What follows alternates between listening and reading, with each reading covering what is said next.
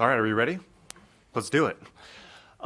We would like to welcome everyone to the Board of Directors meeting for the Education Alliance, Washoe County. Today is the 2nd of December. The time right now is 4:35.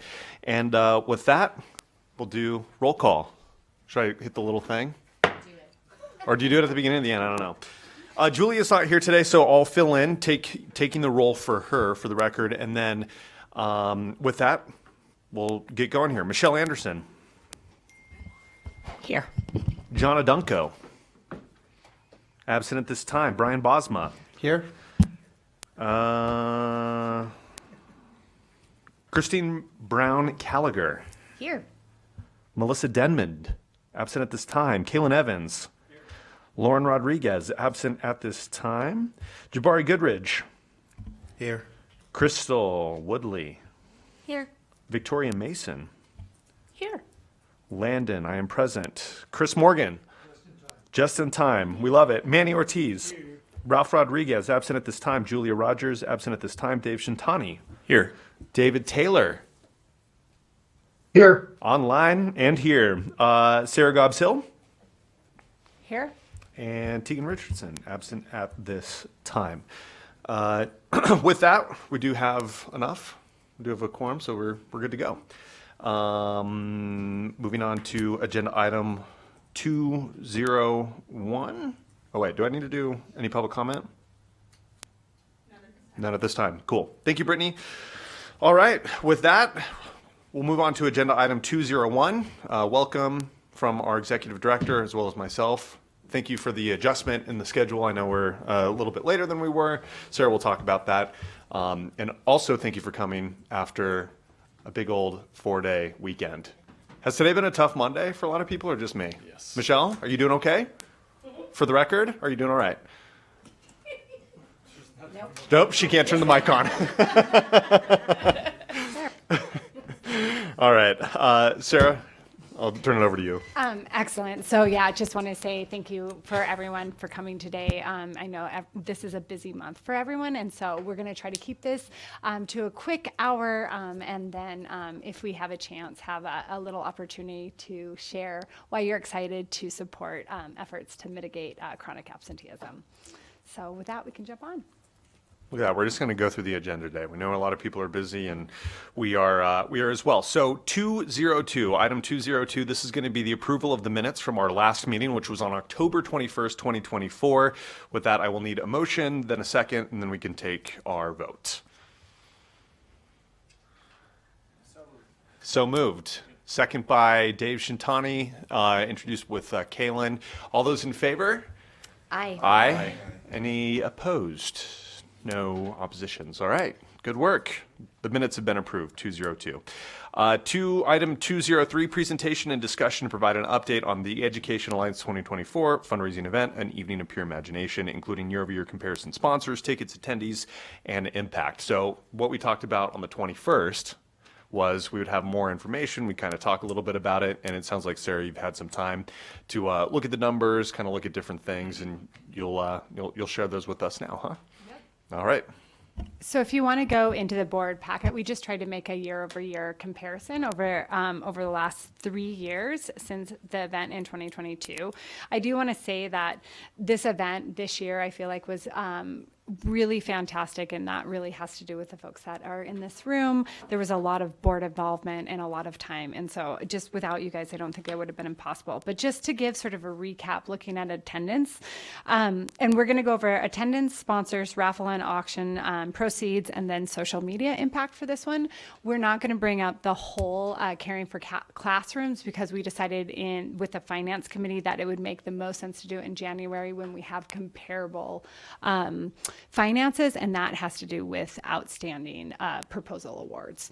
So our attendance, we had about 225 people in 2022, 250 last year, and 350 this year. Sponsors, we had 13 secured sponsored in 2022, 18 in 2023 when Brittany was a one-person show, and then 15 when I joined. So I don't know what that says for folks. No, I think in all seriousness, we asked probably about 3 times as many sponsors this year, but we had less people secure or say yes. Raffle and auction items, we made about 6,000 in 2022, 8,000 in 2023, and about 7,500 last year. We were slightly up in raffles, but down in auction items. For social media this year, we hadn't ever had a social media advertising effort around EPI before, so we only really are sharing the metrics of success from this year. And again, I just really want to call out the committee that really helped with this. We had David Taylor and Victoria Mason and Brian Bosma and Crystal, who really were like pushing, you guys have got to do something. We got to spread the word and build awareness. And from that, we gained about 29 followers on Facebook, 244 on Instagram, and 36 on LinkedIn. And that to me is just amazing because we'll have a compounding effect. Those are people who now are much more aware of the work that we're doing continuously. We had about a 751% increase in impressions on Facebook. We had about 1,000% more on Instagram and 94% more on LinkedIn. And we doubled the number of posts during the reporting period to 55 on Facebook, which it was previously 26, 50 on Instagram, and 31 on LinkedIn, which was previously 17. So again, just really that investment, I feel like, is something that will continue to give forward, and really was a suggestion of the board to really help Education Alliance to increase its awareness of the work we're doing. Overall, the proceeds for Caring for Classrooms, we will discuss that in January. And again, just so that we know, we have all the event pieces coming in, but how we compared the finances in the prior years, it included a number of proposals. And so to keep it comparable, you may have remembered I said, we made about 80,000 on this, but that feels much less than like 160 that we gave for Caring for Classrooms last year. And the delta is not that big. So that's why I want to be able to report on it in January when we finish our end of year appeal and have a couple of moments for those bigger gifts, those bigger proposals that may come in the last fourth quarter. Otherwise, it's going to look like there's a dramatic dip, and I don't think that's fair to the efforts. So just so that you guys don't think I'm trying to dodge the bullet and not bringing that information here, I just want you guys to know exactly why that is. And those are the stats that we have for the Evening of Pure Imagination for right now. I love that. And this graph is kind of new. We haven't seen that. This is new to us this year, and it really puts things into perspectives. But I think from my perspective, it's really cool to see how much of an impact the social media had. I think that was an experiment that we kind of did, trying to see what would happen with it, and it was clearly successful. So that was a solid idea, and I'm grateful that we went through with that. So. Any questions or any items for discussions? Crystal? Yeah, I just want to comment. I actually was not able to attend the event, but the social media was so impressive. It felt like I was there. The excitement of the attendees, them getting into character. I think the excitement was just really positive. And even though I was not there, just kind of scrolling and seeing what was going on, it felt like I was there. So good job. Way to get the word out, and I anticipate people wanting to know more for next year or whatever we end up deciding to do, but I thought it was really well executed. Yeah, thanks, Crystal. Yeah, that's awesome. Any other questions or comments on some of the numbers or some of the statistics from this year? I have a question. Yeah. Is there any plan, once you do get all the stats, put together, is there a plan to follow through on social media and let people know how well attended and how well the event, was for the organization? Because I feel like there was a lot of buildup and a lot of hype about it. And I feel like even though people may have not been able to attend, they still want to know, what the outcome was. So is there a plan to make an announcement of some sorts about that? That's a really good point. Up until now, we had just thought we would connect it to the Caring for Classroom initiative. So when we were going to give, when we do the check presentation or we do, hey, the board has decided to give the support towards the student engagement, I think that's when we were thinking we would come back to it. But one of the things that we have been talking about internally is really trying to build out an impact report this year and a way to quantify. I know that had been done historically in the organization in 2018, I think is the last time that we saw, but some way to kind of come back to that. But I would be really open to the board suggestions and best ways to do it. One of the things I have talked with other folks in the fundraising space is that sometimes people really like the quantifying of what did this do, and sometimes people don't like that, so I feel like both things have happened, like whether or not we need to come back and be like, hey, we raised this much money, or do we just need to be like, we made this impact that's going to impact this many students, thinking about how we do that. But if I don't know if we've sort of dropped the ball by not doing it in short a time. Like, do you think if we share that first quarter that people will be like, it's too late? No, I don't think it's too late, and I think we can encompass also the awards that have already been made to the different schools. Okay. As a part of that, and I don't, like to your point, Yeah. may not be important to say we raised X amount of dollars, but to say this is what we're doing with the results from that event. Okay. And we look forward to seeing you all there next year, Okay. Or at whatever we do. Okay, that's perfect. Yeah, because I think Brittany and I kind of rolled right into like end of year appeal in terms of like kind of bundling that together, but that might be worth thinking about how we separate those two. No, I think that's a solid thing. Kind of keep the momentum up for sure. Thank you, Victoria. Any other comments or questions before we move on to our next agenda item today? I know we're running a little late here, so with that, I'll move on to agenda item 204, which is the update on the Education Alliance's Partner in Education Program Improvement Research, including best practices for collecting feedback from corporations, nonprofits, and other agencies. And this one sounds like a bigger lift, Sarah, huh? Yes, Just sorry. slightly a bigger lift. So in the packet, you'll just see that, 2 partners that we worked with this year.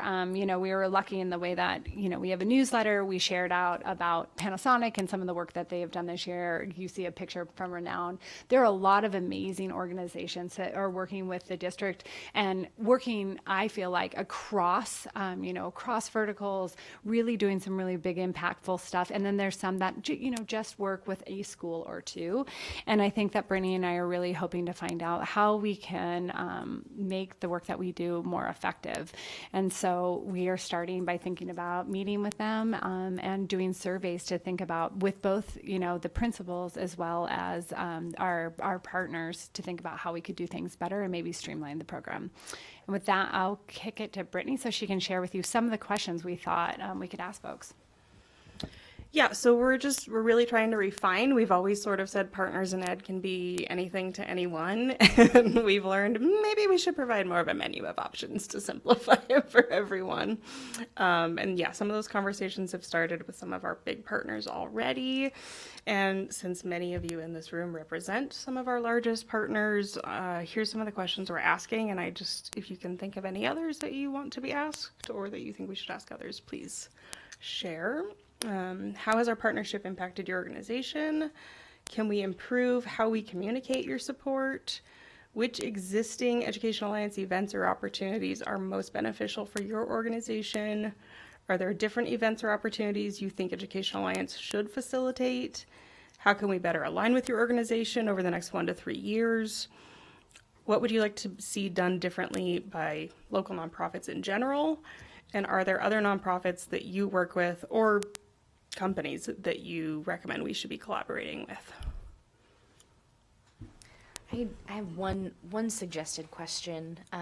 You can, of course, take it or leave it, but I think it might be good to gauge partners when it comes to, what education issues they think are most important, most urgent, and how they see themselves contributing to solutions to meet the district's greatest needs. So maybe simplifying it, what do you think are the school district's greatest needs or your school's greatest needs? And how do you see yourself providing for those needs? Thank you. Any others are welcome too. Just thinking about how we make it simple for everyone, though, too. I mean, I know if I get like 6 questions to like actually write in the answers, it's something that I might postpone. So how do we keep it simple for them to complete? Maybe with, we really need your answers to this one, and here's some other, if you have time, some other questions. Or multiple choice, Yeah, like multiple- if they're yeah, in multiple exactly. choice or I almost always get those sliding right. scale. Yeah, we're trying to do most of these either in person or virtually, and same goes with the school principals. But yes, for those who can't, then yeah, we'll kind of rank them. I just think that when I joined the organization, Partners in Education came up a lot in the board listening, and I know that I've met people in the community who are like, we could do this program better. And so I feel like this is the time, like any and all suggestions, and it doesn't have to be in this format, but just know that I'll follow up an email, and if you have time to think about it and you're like, oh, I wonder if we could do, or if this thing could be done, I'd love that feedback. Hi, everyone. Representing, and this might actually be something for him. I think, and this was a conundrum that I had at Panasonic, was more of how can we get the employees of these companies more involved, because normally at the events it's like 8 people to a table. That's if they all show up, and then that was the kind of the beauty of the Run for Education, because that got parents and their students and everyone involved. And so that was that tangible piece that I know with Panasonic that we loved that, because that was our employees getting out. Same with like the Susan G. Komen run and like things like that. So I think that's the one element that maybe ask them, like, how could we get more involved with your employee base, because that's the heart of those organizations. That's interesting that you said that, Lauren, if I may, because that was the same question I was going to ask, or the same point I was going to bring up, is what can we do to assist these companies to get their employees involved? And especially with these large companies, that majority of their students are Washoe County School District students. It's tying that knot and building that bridge too. And that's the difficult part, right? Like it's the how. So I think engaging with the companies and the people, like, and showing that we care about that part too, I think is also good on Ed Alliance as well. And Sarah could probably speak to this a little bit more, but I know there's a lot of revamping happening in the district volunteer department too, that we can collaborate with them on that, because they've always been 2 pretty siloed pieces, and working together more closely should help a lot. Just checking. Can I talk about that real quick? I will just speak to the fact that we will for sure add that to our questions, because you're totally right. Like in terms of thinking how we can integrate them, and then maybe the next meeting I'll bring back just highlights, or we can talk about the development that is happening with the volunteer software, just to keep within the agenda items. Any other suggestions? Because these are so good. And this is exactly why we come here, because you guys are like, if there's anything you're like, oh my gosh. Otherwise, again, assume I will email you again, or I'll ask you over coffee. I would say maybe the one thing that kind of a question that reflects and mirrors conversations that we've had here on the board is, the importance of impact. If that's important to companies, I mean, obviously it is, but to what extent? If they are more willing to participate and support a larger initiative and effort for a few schools, as opposed to, dozens of smaller efforts for smaller schools. So maybe a question or something like that can gauge the interest there. I know that we've had those conversations here on the board, and we kind of speculate and discuss based on our own experiences in our own companies, but maybe to hear from them could be a good thing too on that one. Yeah, I love that you bring that up, Landon.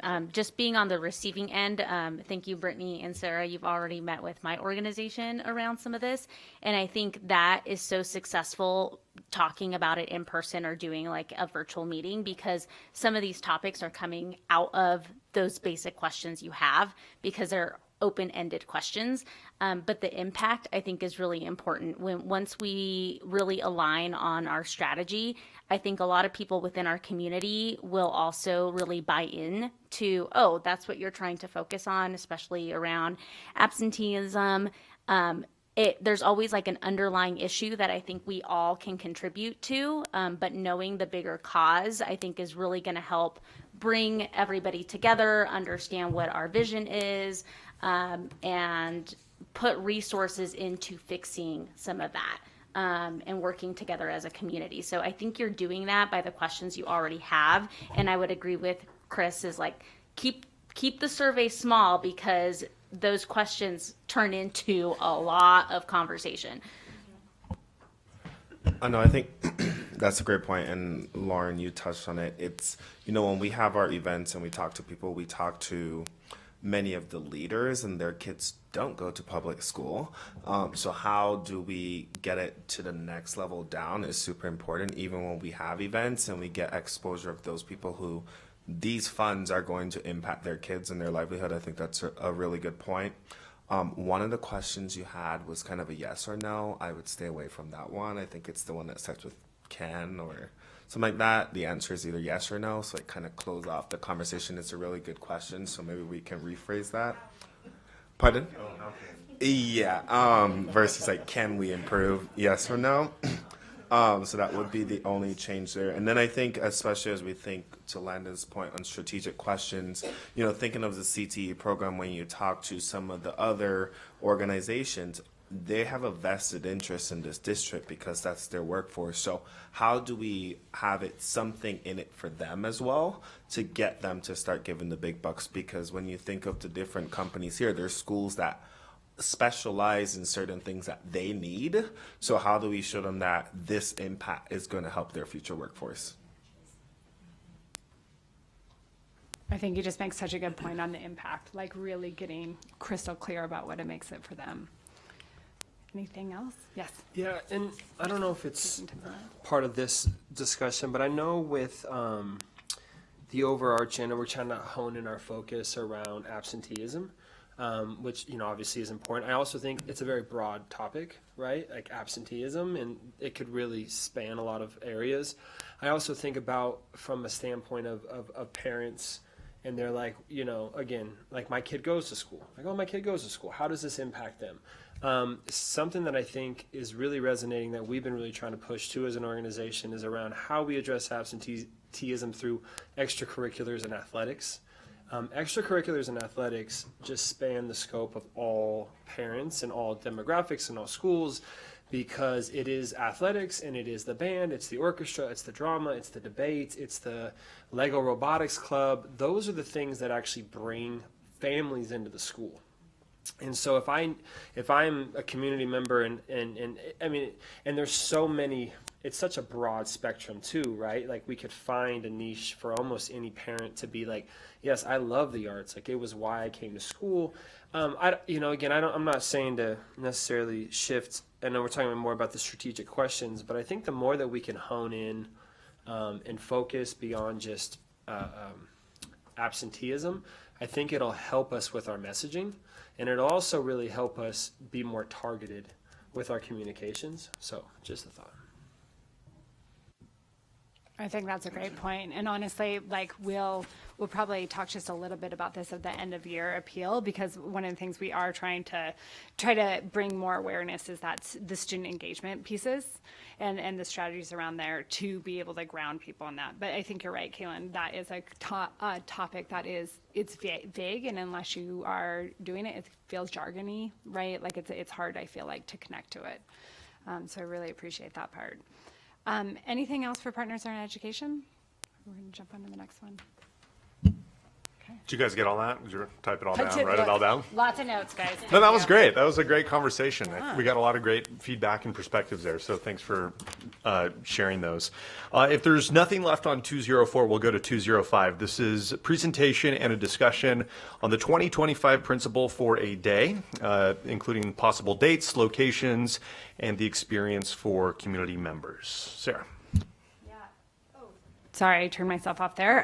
We are aiming for February 13th, so mark your calendars. Also, we'll send out a calendar invite so you don't have to. And then we're aiming to have the Meet Your Match the evening before at the Chamber of Commerce. From there, I'm going to have Brittany share some of the other pieces that are developing. Yeah, so that is the date that we are tentatively holding. Does anybody want to fight for where the location should be? We've asked a couple of you, and it has not been solidified quite yet. You're talking, just for clarification, The you're talking location for the luncheon. Okay, Yes, okay. yes, excuse me.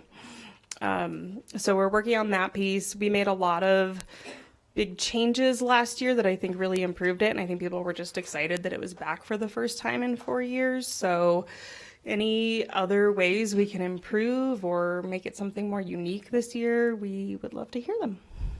What's the capacity, the needed capacity for the luncheon event?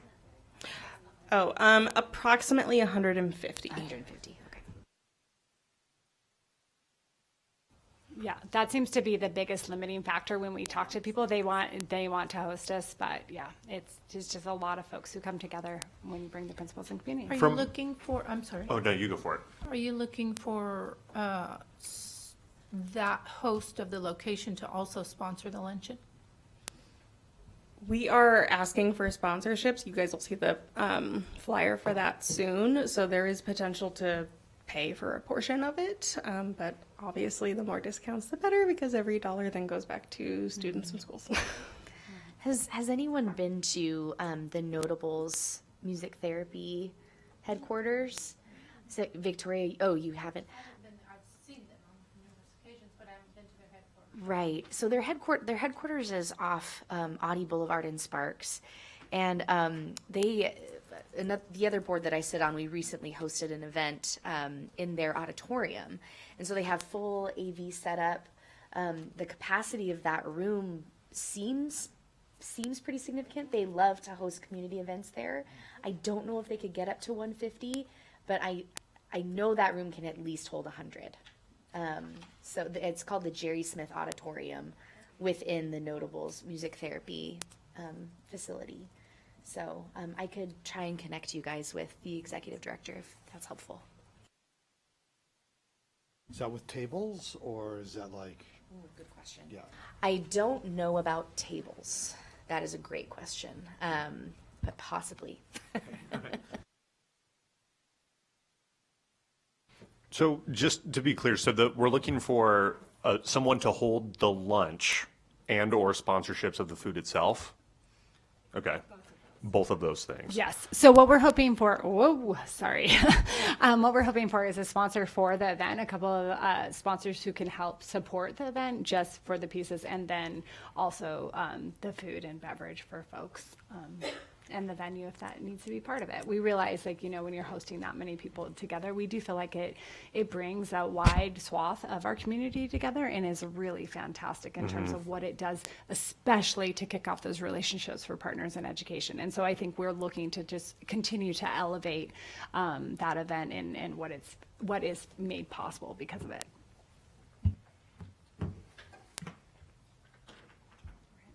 All right. Anything else for item 205, questions or comments, discussions? I think we covered a lot of it there. Are we expecting a flyer? Is that what you were saying, Brittany, at some point soon to take to our? Yes, yeah, we'll be sharing that with people? you guys pretty shortly here. Okay. All right. Sorry, just Yeah. gonna step in. I could try to find a university facility if that's convenient. It's probably not super convenient, but I could look at it, maybe the Innovation Center or something, I don't know. It's parking, not that much, huh? Yeah, but we could do it on campus someplace maybe, but I don't know if that's convenient for people or not, because parking's not so great. Not till. February. They said the summer. Yeah. I have I have a meeting Brittany tomorrow, my contact, so I'll have an update for you. I have a hopeful lead there, and that's at the GSR for everyone. All right. Thanks, Jabari. We know this Yep. is a hard time of year to ask for things, so we really appreciate that because there's a lot of asking going on. We'll move on now to 206. We have a brief update on the status of a possible merger with the Washoe Education Foundation. So this is one that I wanted to make sure I brought back to the full board in communication. We have been talking with them since I joined the organization. Many of you guys are aware that both the president of their board as well as the president of our board was part of my interview panel with this idea that maybe there could be an effort to combine so that there was only one essentially foundation or educational nonprofit focused on supporting Washoe County School District. And that seems to be moving forward on their end. And so again, what that would look like is, they have a meeting in December where their board will talk about it and make some motion. If they make a motion to merge with us, then they will put together a merger plan, which I will then bring to you guys. And then we will have a formal vote on it. But I just wanted to mention that now in the event anyone had any questions, because there wasn't a lot of movement, and then all of a sudden there was a lot of movement right before I put this agenda together. So I just wanted to keep everyone in the loop and be able to answer any questions that folks may have. Any questions on that? I would just say the only question would be, we'd probably merge those board of directors and probably have to, do 50-50 swap or? So right now, as far as I know, there's none of their board that has indicated wanting to necessarily join our board at this time. Okay. So it's an easier space than otherwise. And I'm assuming that the merged organization would fall under the school district still. So it wouldn't be its own independent 501c3 nonprofit, but it would still be affiliated or sitting underneath the purview of the district. Yes, so essentially, Washoe Education Foundation would stop fundraising in that capacity, and Education Alliance would continue forward in our capacity.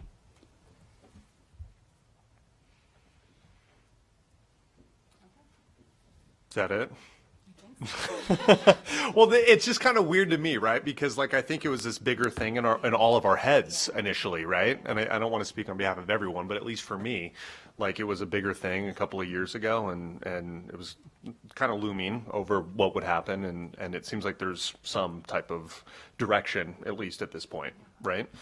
I think it's overwhelmingly positive, Yeah, but yeah, yeah. I do think that I do believe when Superintendent Enfield was here, it was also coupled with an idea to make the organization be fully independent. And I think that was probably the biggest concerning piece here, because as we know, many of the biggest challenges in nonprofit spaces are fundraising for operations. Many times people want to really help with the mission, but it's very difficult to always want to cover the funds associated with marketing and communication and fundraising. So, yeah. Yeah, and staff. But essentially, this is, they have some money, they're dissolving, they have some money left over, and they would like that money to go to a good place. And so it's a merger to make that happen. 100%. Not only that, we would get to then be able to steward any folks that they have previously stewarded. And I think it's a real vote of confidence in terms of the work that we're continuing to do. So just like you guys are starting to feel a little bit more like we're getting grounded in a strategic space that feels like this is the impact we're doing, these tangible impacts that I can really hang my hat on. I think that is what other people are feeling as well. And so we're just continuing that momentum. So I think it's really positive, and one that I'm excited about. And I just wanted to chime in, having been a part of some of the meetings with Washoe Ed Foundation. Sarah has done a yeoman's job in meeting with them, and I want to give credit also to the Washoe Education Foundation Board. As Sarah said, they've been great to work with. They're very excited about having us take over those funds and put them to use for our students. A lot of them are still going to be extremely active in the community, but they're wanting to take a little bit of a step back because of other obligations. So I just would be remiss if I did not mention that. All right, thank you, Michelle. All right, so I guess some good news on that one. With that, we'll go to 207, presentation and discussion of Education Alliance's highlights and challenges over the past 12 months, including the Redfield Outreach Program, expanding community reach, engagement, digital communication, in-person meetings, reviewing and updating internal procedures, strategically aligning our work to support chronic absenteeism. Thank you. You don't have to read it word for word, right? For clarity, you do or you don't. Does anyone know that answer? You do. Okay, thank you. And I'd just like to say this specificity brought to you by open meeting law. And we're just really trying to let people know what we talk about here. So you'll see as this kind of evolves that our agenda items are a little bit thicker, but that's really just because we're trying to give the public a really good idea of what it is that we're talking about. So we're going to try to do this as quickly as we can because I don't want to go over on time, but I really felt like in looking at the year that we've had that it was worth sort of celebrating some of the work that we've done and collectively really like you guys coming in. It's incredibly time intensive when you have a leadership change at the executive level when you're a board member. And so many of you probably spent more time in coffees and talking about strategies and introducing me to people and giving me feedback and doing these sort of things. And so I really feel like the work that we were able to do this year is really because of the people and the integrity that is at this board. So I just really want to say thank you. And with that, I just thought we would share sort of what we've done in the last 12 months and a little bit of where we might be going. So I want to pop in here. Okay, so for this presentation, we just have some highlights, some numbers we're pretty proud of, where we feel like there's been a major wins, really coming back and looking at our why, though I feel like this is an ongoing conversation here, and then looking together of where we hope to go, and just honestly, just a lot of gratitude. It was supposed to be in November. So if it feels like I'm done with gratitude, we're on to giving. You know, what can you do? I'm just joking. So here, like when I jumped in last year, so I've been here with the organization for a year and like a couple of weeks, 2 weeks, I think. And so we jumped in November, tried to get things up and running. As you guys know, Kendall hadn't been here for 6 months. So it's a lot to jump in when you're doing those sort of things. And we just hit the ground running. So you can see we have our Pride Champion Awards. We celebrated our Microsoft Give. We did onboarding. I got to learn a ton of new digital platforms that are used by the district, which is always fun. I met with the Redfield Foundation and really got to talk about some of the opportunities for growth and change with that program, which was fun. We created an end of year appeal and we sent it out to 600 folks. And that was, I think, week 3 that I worked with the organization. And I completed staff listening sessions and really tried to get an idea of where the organization was. And I jumped out there starting to meet with our community members right away in November and December. In January, we began board listening sessions, which we were able to complete, I think, by February. If you remember my 30, 60, 90, I'm sure I was going to complete them in December, but turns out your schedules make you very difficult to get a hold of. I met with a lot of amazing Washoe County school district staff. I think the perception sometimes can be that folks maybe aren't working as hard as they are in the district. And one of the things that I really learned coming in here is that almost everybody who works at the district has 3 jobs, if not more, right? They're wearing multiple hats and they are doing such yeoman's work. And it was really incredible to learn about some of the efforts going on and the needs. So that was really started to form a lot of my opinions about the work ahead. I got to have a great conversation with the CFO about areas of improvement improvements. And for anyone who knows Mark Mathers, he does not really mince words. So it was a passionate discussion and really got me excited about things. We decided to do Principal for a Day, and then we created a social media campaign around that, really just trying to build awareness again, and then looking at strategic alignment of partners. One of the feedback I got from one of the folks who participated in Principal for a Day is that they were like, oh, I don't know that we had spent as much time really being like, this is what the principals need. How are we going to work to get where the principals are? And there may be a few people out in the community who are sad because they didn't get to participate. And it's because once we lined everyone up, we didn't have enough principals to have everyone in the community participate.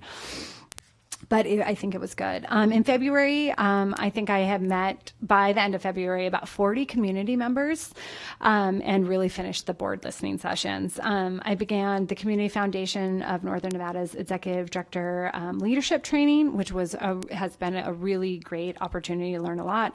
And then we hosted Principal for a Day. And as you guys remember, we had coverage from all the media channels. There was an article in the Tahoe Tribune.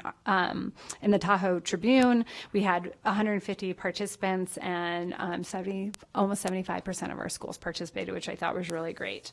And then we also in February got our Caring for Classroom funds out. So I think that was the earlier than it had been done previously, and that allowed schools more time to be able to report back. In March, we began really the focus on chronic absenteeism as a strategic way to support Washoe County School District. And to Kaylin's point, we didn't quite know what we were going to do on that point, but we were pretty sure that was the issue we wanted to come back to. And that's largely because it came up in listening sessions with district staff, with community members, and stakeholders across the board. People kept bringing up, hey, what can we do in this space? And so that's when we really jumped in and decided we wanted to support middle school engagement. March was also when we revamped our reporting for the Redfield Coordinator Program. I know we don't talk about that a lot, but we revamped our reporting, including revisiting our logic model, coming back to what it looks like, and getting district-wide data to sort of look at that, like that impact on that program in terms of what it does for kids, which is really great. And I think that's when we started to win over some of the folks at the Redfield Foundation. In April, we received our first major gift for chronic absenteeism, which was really fantastic. And I really think that showed just what it means when you get out there and you start talking with people and starting to invite people in to help. We had some great operational highlights as well as in April. We started updating our financial reporting and procedures. We met with our accountant to find out about what we needed to do to file taxes. That's a theme that will happen repeatedly throughout here.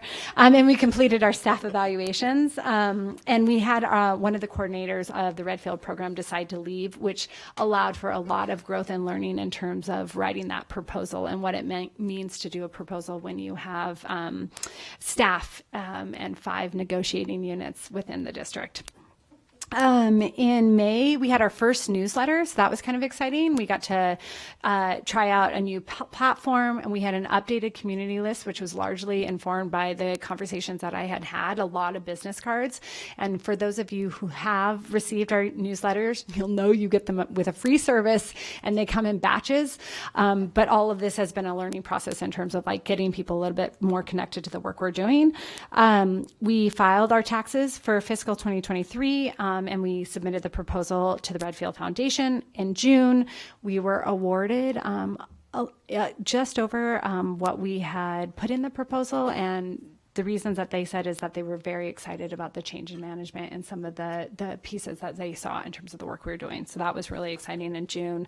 Our PI award specials aired in June, and we did the teacher warehouse inventory. And one of the things that Brittany and I were really excited about, we piloted a different way to collect school usage reporting, and we found there was such a depth of stories that we heard that we just didn't get in the past. And so I just want to share this example. We heard in an interview with our principals how a teacher broke down in tears at a staff appreciation event that we made possible with Caring for Classroom. Because, and I quote, "This time of recognition This time of recognition takes the time to do the one thing we need the most. It values us as human and as professionals. We hear so much negative about public educators, but we as public educators give every bit of ourselves each day.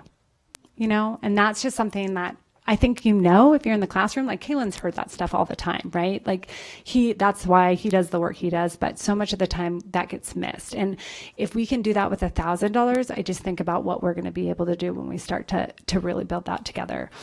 In July, we began our social media kickoff for EPI. Again, hats off to Victoria who made those suggestions. And I mean, do you still get requests about it? Like everyone's like, Affirmative. Still get requests. Yeah, totally. But really, Landon became like the face of EPI and really got people out there. And I think that and looping in the row made it so much fun. And we submitted, this is when we started gearing up and writing proposals for engagement strategies. August, we had back to school donation drives that resulted in about 80,000 worth of in-kind donations. Really thank you, the row and Panasonic. Panasonic blew the roof off in terms of the things they got and a solar panel, but that's a discussion for another time. We had a vaccine clinic at O'Brien, thanks to Oscar Delgado participating in Principal for a Day, which was really powerful. The strategies were finalized with the Absenteeism Coalition, which we are a member of, and that was really great to see how we could work together, like the Chamber of Commerce and us, and saving our communities. We had a special funding panel review of the applications for the title eligible unserved schools, which you remember McNeil made the recommendation at our February board meeting that, hey, if we have any schools who want to pass on the funding, maybe they could give them back to these schools, and maybe you should focus on that. And those applications ended up being really powerful. Which we later gave funding to. Panasonic took some really amazing teachers and our re-engagement specialists and their families out to the park. And that was a really amazing moment because I think I heard from folks in the intervention department, that was one of the first times they felt like they had external support beyond just, you know, some family members who knew about the work they were doing. September, we had Dollars for Dingers. We had an amazing evening of pure imagination, as you guys know. Some of you guys got down hard, some not as much, but it was good times. October, we had our special school funding awards. So for those of you who could attend, like Jabari went to Sarah Winnemucca, that received $10,000 so that they could take every one of their students out on a field trip. You should have seen their eyes, like so excited, pictures of buses, trying to hug Jabari, like trying to get the check, like all the things. But that was just one example, and there's others in there, but really making an impact. And it was really special. We had our partners in education check presentations, Microsoft Give, and we're keeping more proposals out the door. Several of you gave me a couple of new leads, which was really exciting. November, we had a presentation of student awards to the intervention department. So again, this was a time where I heard somebody in the intervention department who works every day with some of our highest needs students say to me, besides my aunt, this is the first time anyone's given me something to help with these kids. So again, that's you guys. I know that we get to be the ones who deliver it, but that's 100% this room. And it's really powerful, and I'm really excited to hear about what he's able to do with those incentives. We conceptualized our end of year campaign, working with Greg here. We got our second newsletter out, which again, even though they're not super frequently, they're happening more often. And we decided to do an interdepartment proposal, which will be larger in scope than I think the organization has done prior, if we get it done this month. And then in December this month, we got to celebrate amazing students and ongoing needs for student engagement as a way to mitigate chronic absenteeism, and we'll do that through the I'm Here campaign, really getting people involved there. And then we're working to narrow our focus to increase impact, which again, I believe is the conversation we've been having again and again. And then we are starting to work on Principal for a Day, and we're hiring a new Redfield outreach coordinator to join that team. So that's the work we've been doing, just really quick in numbers and highlights if we want to do this. Here's some of the things that we were most proud of. So our growth in digital engagement was about 209%, 196 And Brittany downloaded my calendar for factual meetings that I've had, in terms of networking, professional development, and getting out there and listening to the community. And that was just first-time meetings, by the way. Nobody was double counted. Yeah, it's insane. Percentage of donations from new donors, we had almost 20%, which is really exciting. As you know, our donor data is still a space I'd love to dive into. So really looking at what that looks like year over year, but we're hopeful. And we did have somebody give us support so we can start to have a donor CRM. So I'm really hoping we'll start to see some of that data that we can bring here. And then percentages of policies and procedures that were updated, really trying to look at building in structure. When you have a small team like this, we just are trying to make sure we're not duplicating efforts, because if I don't do it, Brittany does it. And if Brittany doesn't do it, Lindsay does it. And that's how it works on this team, Next one.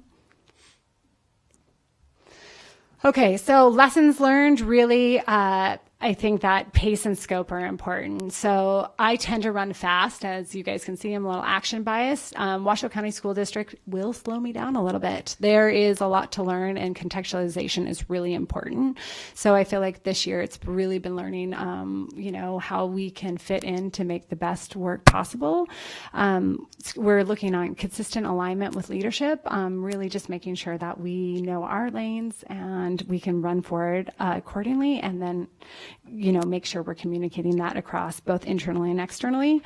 Modernizing and investing our work will eventually pay off for itself. I really do think that's a lesson learned. Like, when coming in here, every single person we invited to Evening of Pure Imagination came from my email, like me writing it. So all thank yous, all of those are pieces. So we're really excited to sort of invest in that and maybe be able to automate a few pieces there. And then I believe that a crystal clear vision and coordinated efforts will change how this organization moves forward. I realize we don't have that quite yet, but we're getting so much closer. And I really commit to you that over the next 6 months, I really think we're going to get there in a way that it's like, yes, this is what we do, this is how we're doing it, and this is where we're moving the needle. Next one. These are our major wins. So I feel like I talked a lot about these, but hearing from the principal for the testimonials, we do have a volunteer. She's amazing. We got to hear from other folks from education and foundations and hear about best practices. So that was great. And then our video reporting, social media investment, we talked about that, and increasing the visibility of EA's work. And then here's our why as it stands today. But if you were at the event, as most of you were, you got to hear about the students that are really in these moments with a little bit more support, making the decisions that are going to have such a positive trajectory on their lives. And I really do think, if it only takes a little bit of contribution, we can, impact a few students' lives. And with more contribution, I really think that we are just going to continue to increase and exponentially and grow our impact. So, because it's not just Brooke, right? There's a bazillion students out there who want to do their best and are just looking for people in the community to be like, yeah, we see you. For those of you who went to the event in April at the Glenn Duncan, Mary Lou said it best. She was like, she pointed to those students and she said, I love you. They love you. We are here for you. And those I believe to be truly changing words for those kiddos. So it's really, I think that's why we're all here. All right, so here we are. This is where we're going forward. We have our end of year appeal, which we'll talk about a little bit. And then for those of you who can film afterwards, we'd love you to be involved. We're looking at strategic alignment with Washoe County School District so we can make sure we're doing our best work. We talked about the partner feedback meetings and then principal for a day to keep our momentum going forward. So I'm really learning this, no one can do everything, which is really important, but everyone can do something, right? And this board really, again, I think proves the point of what a difference small, consistent efforts can make towards things. And then again, thank you guys so much for everything you're doing. We got 100% board giving, 100% like hours at like evening of pure imagination. I mean, really, truly, like this organization is the way it is because of the people that are on this board. We just had a board of trustee meeting, and Diane Nicolette spoke about this board and about the people involved here and how that makes a difference. You know, it's through awareness and committees and boards that we really can change things. So again, I just really want to say hats off. And with that, we can give you applause.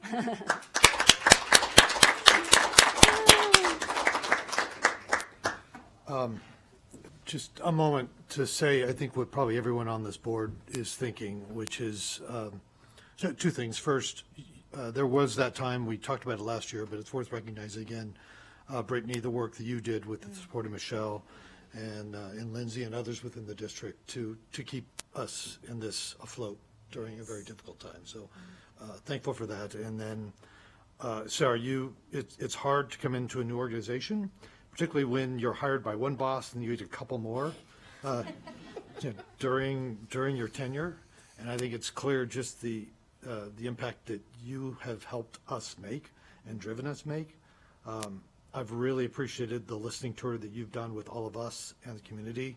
And I think it's been really cool over the last couple of months to see you start to really understand and own the organization is the wrong thing to say, but really start taking more of a leadership role in where we're going. That's super cool, and I can't wait to continue to work with you to see that. So thank you for the amazing work you've done in a single year here, and it's going to be really cool.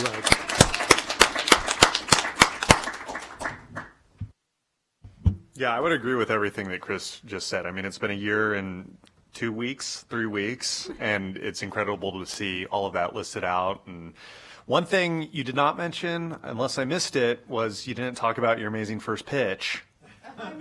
You missed it. The picture was up there at the Reno Aces game, but we're really appreciative for you. And again, to echo what Chris said, it's really cool to see how you're making the Education Alliance kind of your own in your own way and taking us in a direction that I'm excited for, that I'm sure a lot of us are excited for. So we're grateful for you, Brittany, Lindsay, everybody here. So anything else on that one? No? Yes? No? Maybe so? Just really quick, Yeah. Sarah, you're right. You are very fast. I was like, I love I'm like, it, yeah. you like jump straight into lessons learned. And I'm like, wait a minute, let's pause and say everything Chris just said. But thank you so much for your leadership, and it's been a really fun year. Just watching just some of the change, some of the listening sessions you're doing. You're taking the time and you're doing the work, and it's just amazing. I really want to underscore that it's only possible with really brilliant people like you guys, because it's so true. But I love working together side by side. All right. With that, 208 updates from education institutions featuring the Washoe County School District, including information on a pilot program on cell phone use in classrooms, absenteeism campaign, and district-wide accomplishments since the beginning of the academic year. Thank you, President Miller. So I took a couple notes just so I could keep us on time and go through them really quick. So many of you have probably watched the news or read the news about a pilot program that we are starting after winter break. So in line with the national trends and then also local and state, everybody has been calling for action from schools and districts regarding cell phones. Many of our schools already have some type of restriction, but we wanted to do a more district-wide approach to ensure consistency. To address the negative mental health, student learning, and social emotional impact of the misuse of technology on students, we're launching a Phone Away and Learn Today pilot program when students return from winter break. In every classroom, phones will be stored away from students in a storage bin, a cubby, in a backpack, on a hook, etc. And the reason why it's not specific is we have some amazing teachers out there that have been extremely creative in what they've come up with, and our teachers really should have a choice on what they'd like. If they do need assistance from the district, we will provide that caddy, but we even have a couple teachers. One has a phone spa where the kids drop off their phones, they get recharged, cleaned up, and leave. Another one has them behind the curtain. So there's some pretty creative work being done there. And since the beginning of the school year, we've been gathering data from students, families, and staff, and will continue to do so. And based on the results of our pilot evaluation, we'll make adjustments and scale the pilot for full implementation in the 25-26 school year. So I think that's positive news. We even heard from students in the survey saying that they realize that this is a distraction. And then teachers, of course, having to do some corrective refocus on education. Our absenteeism campaign, again, another national issue, is student absenteeism. And thanks to Mike Kazmierski from our Strengthen Our Community and the Department of Education, we are the district's partnering with PBS on a statewide absenteeism campaign to raise awareness on the importance of students not missing school. And then internally, our communications department, we're launching a campaign with a focus that's specific to our students. It's going to involve other students. We have also had some former students who are now Olympians that are part of that campaign. And it's, again, highlighting the importance of when they show up for school. So you should start seeing these PSAs if you haven't already on social media, and we hope that you will share on your own social media channels. And then last, but certainly not least, I wanted to just kind of go through a couple district-wide accomplishments to date. The district has implemented comprehensive training and support at each school to counteract chronic absenteeism, and it's resulted in a 4% improvement at the end of the first quarter. So I think when you look at 60,000 students and you look at 4%, that's a nice increase. We launched School of Choice applications for the school year of the 24-25, resulting in more than 1,500 applications, with about 95% of our families receiving their first choice, which I think is excellent. Safety continues to be a top priority. We have multiple updates throughout our district, including single point of entry, improved visitor management system, and upgraded handheld radios for emergency response. And while some of those things seem a little bit insignificant when you are writing them, they make a big impact, as you can imagine, at the school level. The district, this is one of my proudest ones to be a part of. The district expanded translation and interpretation service to support our students and families. I actually had somebody who was on my team who's transferred over to the translation interpretation department, and she is heading up. I think we're at that 4 new employees that have started to be able to support our families. The district has developed tools for monitoring students' progress towards advanced diploma attainment, including the launch of a new early warning system that identifies students in grades 9 through 12 the moment they fall off track for graduation. Huge. And these are just to name a few, but I thought this board would like to hear a couple of our accomplishments, and I'll wrap it up. Yeah, that's...